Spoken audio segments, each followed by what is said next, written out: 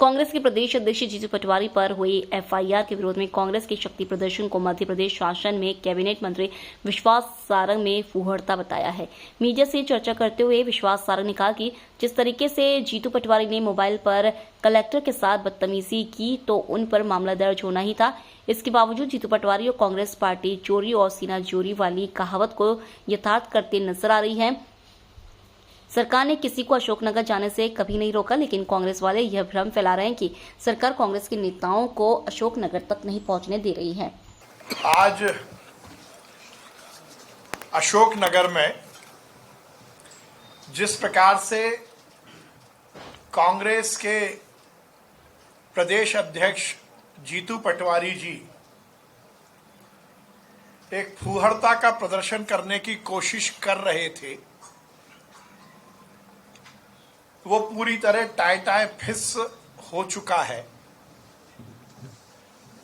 कहा जाता है, कहावत प्रचलन में है, चोरी और ऊपर से सीना जोरी। अपनी राजनीतिक रोटी सेकने के लिए, अपनी चेहरा चमकाने के लिए और गुटबाजी में अपने आप को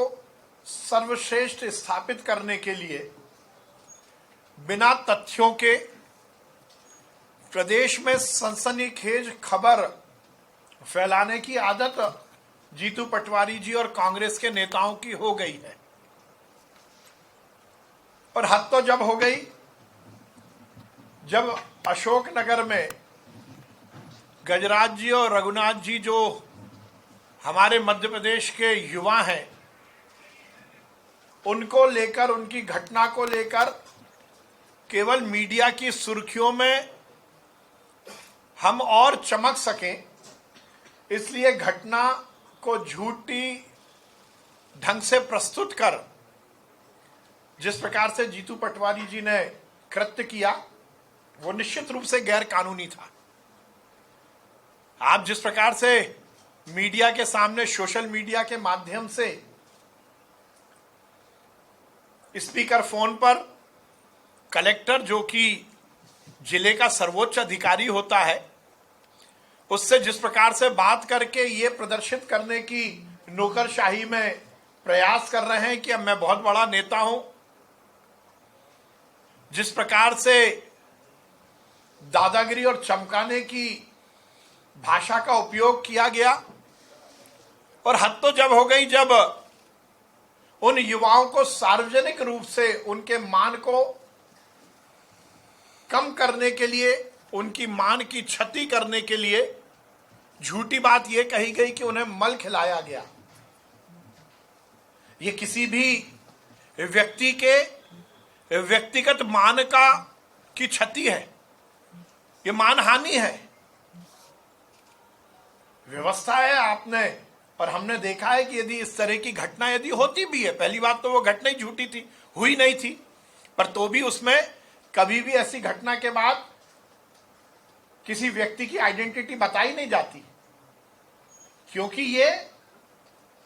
उस व्यक्ति की व्यक्तिगत हानि होती है, उसकी मान की हानि होती है। उसका परिवार कहीं ना कहीं इस बात को लेकर हतोत्साहित होता है और हीन भावना से ग्रसित होता है। तो आपने कानून भी हाथ में लिया, आपने झूठी खबर को प्रचारित कर समाज में गलत माहौल पैदा करने की कोशिश की, मध्य प्रदेश में सामाजिक सौहार्द बिगाड़ने की कोशिश की, कानून को हाथ में लिया, इस प्रकार से स्पीकर फोन पर किसी कलेक्टर को बदतमीजी की भाषा में बात करते हुए धमकाने की कोशिश की, उस व्यक्ति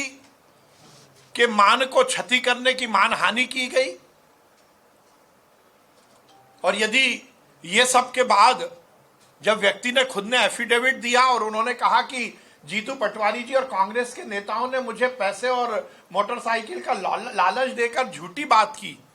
और उसके बाद यदि आप पर एफआईआर होती है तो फिर चोरी और उसके ऊपर सीना जोरी। गलती करो तो गलती करने के बाद माफी मांगने की जगह और छाती ठोक कर अपनी गलती को सही साबित